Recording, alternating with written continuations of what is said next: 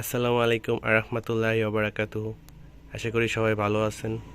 আরেকটা গুরুত্বপূর্ণ ভিডিও নিয়ে আপনাদের মাঝে হাজির হলাম। বহুল পরিচিত জংফা ইনভার্টার 1000 ওয়াট। এটা সম্পর্কে রিভিউ দেওয়ার মতো কিছু নাই, সবাই আগে থেকেই জানেন, তবে কৌতূহলবশত এখানে আসা। এটার আজকে এক্সপেরিমেন্ট করে দেখব সরাসরি সোলার থেকে এটা ইউজ করা যায় কি না। তো তার জন্য অবশ্যই আশা করি যে আপনারা আমার পাশে থাকবেন এবং শেষ পর্যন্ত ভিডিওটা দেখবেন। প্রথমে এটা সম্পর্কে একটু দেখে নেই। এটা জংফা ইনভার্টার SC1000। এগুলা বিস্তারিত আর বলার কিছু নাই, সবাই এটা মোটামুটি জানে। 1000 ওয়াট ডিসি 12 ভোল্ট 230 ভোল্ট। আর এটার পিছনে যে পোর্টগুলো আছে একটু দেখে নিই। অন অফ সুইচ, পাওয়ার, তারপর এসি কেবল তো দেয়াই আছে। এক হাতে ভিডিও করতে ভাই একটু কষ্ট হয়, কষ্ট করে দেখে নেবেন। এই তো এসি কেবল কানেকশন। এটা হয়েছে যে ব্যাটারি কেবল, দুই পাশে দুইটা ব্যাটারি কেবল আছে আপনার। আর এই দুইটা হয়েছে কানেক্টরের লাইন, এই দুইটা কানেক্টরের লাইন। এইখানে আপনার সোলার থেকে ডিরেক্ট প্যানেলের লাইন দিয়ে দিলে আপনার প্যানেল থেকে ভোল্টেজ ঢুকে ব্যাটারিটা চার্জ করে, প্লাস ব্যাটারি চার্জ হয়ে গেলে ব্যাকআপ নেই। এটা দেখছি এটা কাজ করে, মোটামুটি ভালো কাজ করে। আপনার এখানে 150 ওয়াট একটা প্যানেল দিয়ে দিলে ভালোই কাজ করে। আচ্ছা গেল, আমাদের মূল উদ্দেশ্য এটা না। মূল উদ্দেশ্য হয়েছে যে এই জিনিসটা আপনার এসি কট খোলা থাকবে, এসি কট খুলে রাখবো। আর এইখানেও আমরা লাইন দিব না, কন্ট্রোলারে লাইন দিব না। আমরা এখানে ইনপুট আছে, ইনপুটের এই যে দুইটা জ্যাক আছে, একটা এবং দুইটা, এই দুইটাতে আমরা সরাসরি প্যানেলের লাইন কানেক্ট করে দিব। এই দুইটাতে সরাসরি প্যানেলের লাইন কানেক্ট করে দিয়ে আমরা দেখব যে এইখান থেকে মানে এটা কি চলে কি না সরাসরি প্যানেল থেকে, বা যদিও চলে এখান থেকে কি পরিমাণে আউটপুট পাওয়া যায়, কোনো কিছু ব্যবহার করার মতো কি না। যদিও এই টাইপের ভিডিও খুব একটা আমি দেখি না, কিন্তু আমার খুব ইচ্ছা যে এটা করব। জানি না এটা ভালো থাকে কি নষ্ট হয়ে যায়, এটা আল্লাহ পাক জানে। তারপর আমি এটা করব, আমি দেখব যে এটা কতটুকু কাজ করে, নিজেও দেখবো, আপনাদেরকেও দেখাবো। তো পাশেই থাকেন, আমি এটা সেট আপ করি। তো আমি আপনাদেরকে নিয়ে আসলাম আমার ব্যাটারি কাছে। তো এটা হয়েছে আমার ব্যাটারি। আর এইখানে তো বলছে আগেই, এখানে সুইচ দেওয়া আছে ব্যাটারি থেকে মিটারের কানেকশনের মাঝে। এই যে মিটার কেবল থেকে এই তারটা আসছে, এই তারটা আসছে, এটা মাইনাস, এটা প্লাস। এই প্লাস তারটা এভাবে আসছে, দেখেন এই যে ব্যাটারিতে, এই যে সুইচ, এই সুইচের মাধ্যমে ব্যাটারিতে, এই যে ব্যাটারিতে চলে গেছে। তো আমি যদি সুইচটা অন করে রাখি, অন করে রাখলে ব্যাটারিটা চার্জ হয়। অফ করে দিলে, আমি যে দেখাই অফ করে দিলে কি হয়, মিটারের দিকে তাকান, দেখেন 1400। এখন কিন্তু ব্যাটারি ডিসকানেক্ট। তো এটা বেশিক্ষণ রাখা যাবে না, আমার কন্ট্রোলার খারাপ হয়ে যেতে পারে। আমি আপাতত অন করে রাখলাম। আর এখন আমি আপনাদেরকে বলি, এখানে যে দুইটা লোডের লাইন ছিল, আমি এগুলো খুলে রাখছি দেখানোর স্বার্থে। আর এই দুইটা কেবল আমি খুলে রাখতে পারতাম, বাট এতক্ষণ রাখলে হয়তো আমার কন্ট্রোলারটা খারাপ হয়ে যেতে পারে। যার জন্য আমি এটা আপাতত রাখছি। টেস্ট করার সময় আমি এখান থেকে বন্ধ করে দিব, জাস্ট ব্যাটারির সাথে যেন কোনো কানেকশন না থাকে, শুধু প্যানেল থেকে। এখানে প্যানেলের লাইন ঢুকছে, এই যে দুইটা তার, এই দুইটা তার প্যানেলের লাইন, এই যে এখান থেকে আসছে, এটা আমার প্যানেলের লাইন। মোটা দুইটা তার, এটা কালো আর এটা লাল, এই দুইটাই এখানে ঢুকছে। আর এটা তো ব্যাটারির লাইন, ব্যাটারির লাইন তো সুইচিং করাই আছে। আর এই পাশে যে দুইটা লাইন আছে, এটা হচ্ছে আউটপুট, লোডের জন্য আউটপুট। তো আমি কি করব, আমি এইখানে আমার কাছে দুইটা ক্লিপ আছে, সরি এই দুইটা ক্লিপ আছে, আমি কেটে নিছি দেখানোর সাথে। একটা ভিডিও করলে যা হয়, এই যে দুইটা ক্লিপ আমি কেটে নিছি। এই দুইটা তার, যে দুইটা তার এইখানে লোডের জায়গায় আমি ঢুকিয়ে দেব, এগুলা এখানে জয়েন করে দিব। তো এক হাতে যেহেতু ভিডিও করতেছি, সুতরাং আমি এটা ঢোকানোর পরে আমি আবার আসতেছি। তো আমি মোটামুটি গুছিয়ে ফেলেছি। এই যে দুইটা তার, ক্লিপের দুইটা তার আউটপুট থেকে, লোড আউটপুটের যে লাইনটা আছে এখান থেকে এই যে এইভাবে নিয়ে আমি এখানে দুইটা ক্লিপের মাধ্যমে করে দিছি। এই যে ক্লিপ দুইটা একসাথে লেগে যেতে পারে, যার জন্য একটু দূরত্ব বজায় রাখি। এখানে লাগাই দিই প্লাস্টিকের উপর, এই প্লাস্টিকে লাগাই দিলাম, এটা আবার ব্যাটারিতে কানেক্ট করি নাই, জাস্ট এটা রাখার জন্য, দুইটা যেন অ্যাডজাস্ট না হয় একসাথে, কাছাকাছি রাখি একটু।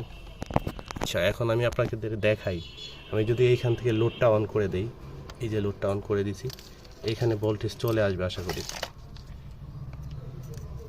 এক হাতে করতে হয় ভাই, ক্ষমার দৃষ্টিতে দেখবেন।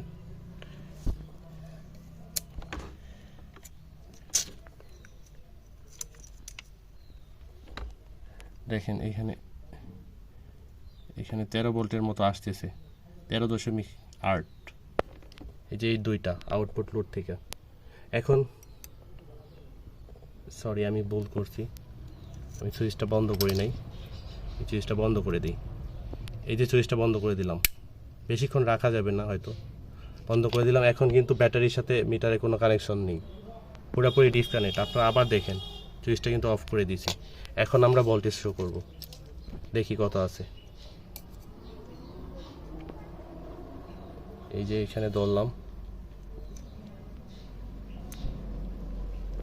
এখন কিন্তু ভোল্টেজ অনেক শো করতেছে, দেখাইতে পারতেছি না মিটারটা, 16, 17, 15 এরকম শো করতেছে।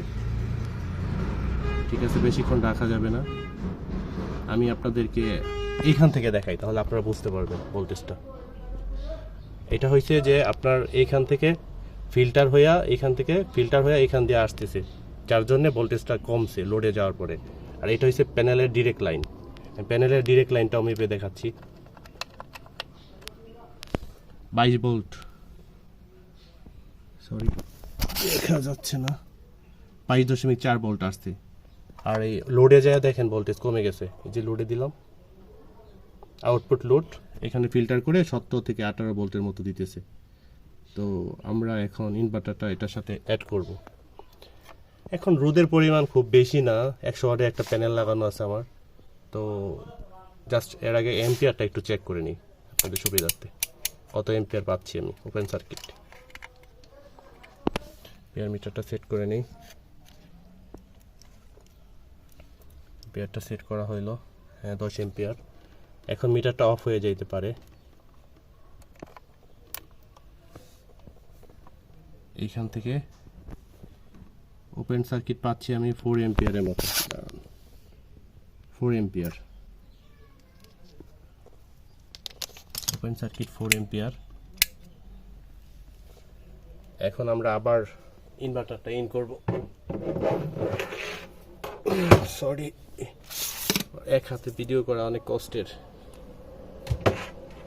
একটু ক্ষমা দৃষ্টিতে দেখবেন যেহেতু একা। এই যে ইনভার্টারের তারটা, এটা আমি খুলে রাখলাম, এই যে এখানে রেখে দিলাম, এসি লাইন কোনো কানেকশন নাই। এই যে এখানে দেখেন শুধু খালি ডিসি লাইনটা দেওয়া। আমি কিন্তু এই যে প্যানেলের এই জায়গায় আমি ইউজ করতেছি না, আমি ইনভার্টারের ইনপুটের যে লাইনটা আছে এটা আপনার দেখেন দেখানোর সুবিধাতে করি। এই যে এটা প্লাসের সাথে দিয়ে দিলাম, দূরে রাখি, প্লাসের সাথে দিয়ে দিলাম। আর এই যে মাইনাস কেবলটা মাইনাসের সাথে দিয়ে দিলাম। এইখানে কিন্তু দেখেন আমার ব্যাটারি কিন্তু বন্ধ আছে, শুধু প্যানেলের লাইনটা আছে। এখানে তাকান, আউটপুট থেকে শুধু মিটারটা ইউজ করছি আমি এই কারণে যেন ক্যাপাসিটরের ফিল্টার করে আপনার 15 বা 14 ভোল্ট দেয়, তার উপরে গেলে কিন্তু এই ইনভার্টারটা খারাপ হয়ে যাইতে পারে। তো এখন আমার সরাসরি প্যানেল থেকে লাইন আসছে, আমি বেশি সময় নিতে পারবো না, মিটারটা নষ্ট হয়ে যাওয়ার সম্ভাবনা আছে। এখান থেকে লাইন ঢুকছে, এখান থেকে আউটপুট আসতেছে। এই যে দেখেন এখানে ব্যাটারিতে কোনো কানেকশন নাই, জাস্ট এটা আমি এইভাবে রাখছি শুধু বোঝার জন্য, দুইটা যেন একসাথে না হয়। এখানে দুইটার মধ্যে ক্লিপের মধ্যে লাগাই দিলাম, এখানে ইনভার্টার আসছে, লাইন চলে আসছে। দেখেন আমি একটু অন করে দেই, যদি ইনভার্টারটা যদি অন করে দেই, বিসমিল্লাহ, হ্যাঁ ইনভার্টারটা রান হয়ে গেছে, তো আমি এখন কি করব, আমার কাছে তো কোনো লোড নাই।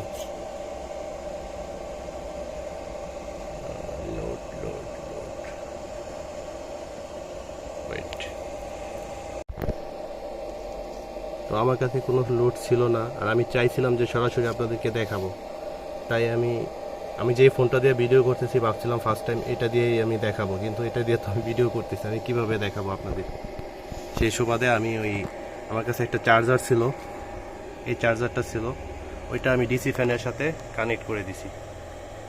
এই যে দেখেন, দূর থেকে দেখাইলে বুঝতে পারবেন, এই যে চার্জারটা ডিসি ফ্যানের সাথে কানেক্ট করে দিছি। এই যে ডিসি ফ্যান, এখান থেকে এই যে চলে আসে কেবল, এটা আমি এখন ইনভার্টারের পিছিয়ে ঢুকাবো, দেখি কি হয়, লোড নেয় কিনা। বিসমিল্লাহ, ফ্যান লাইন চলে আসছে। এখন আমি যদি ফ্যানটা অন করি,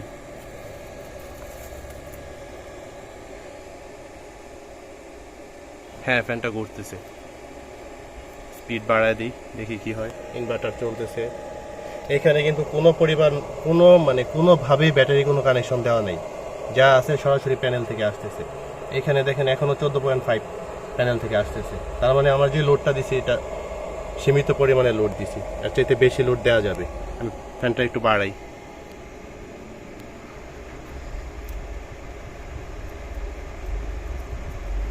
ফুল করে দিলাম।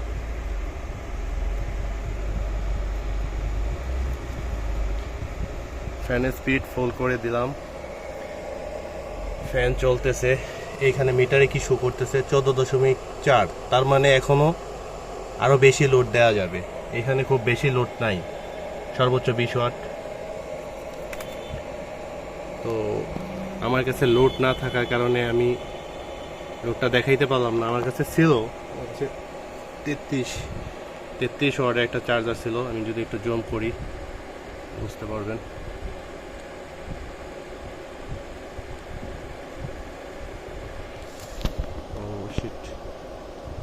এই দেখেন